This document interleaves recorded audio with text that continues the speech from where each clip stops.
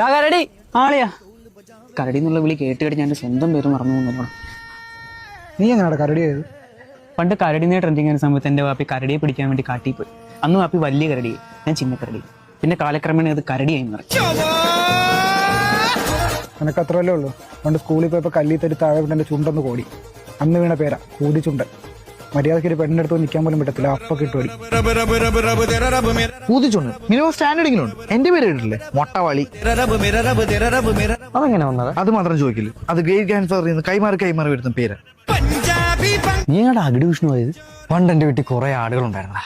അപ്പോഴത്തേക്ക് അതിൽ ഇങ്ങനെ തൂങ്ങിക്കിടക്കുന്ന കാണുമ്പോഴത്തേക്ക് ആർക്കാണേലും പിടിക്കാനൊരു ആഗ്രഹം തോന്നില്ലേ? ഞാൻ കയറി പിടിച്ചടാ. അന്ന് വീണ പേരാടാ എനിക്ക് അകിട് വിഷ്ണു. എനിക്ക് പിന്നെ ഇരട്ടപ്പേന്റെ ആവശ്യമൊന്നുമില്ല. എന്റെ പേര് തന്നെ പലരുടെ ഇരട്ടപ്പേരാ. ശശി. തന്തയുടെ ഒരു കടിയേ.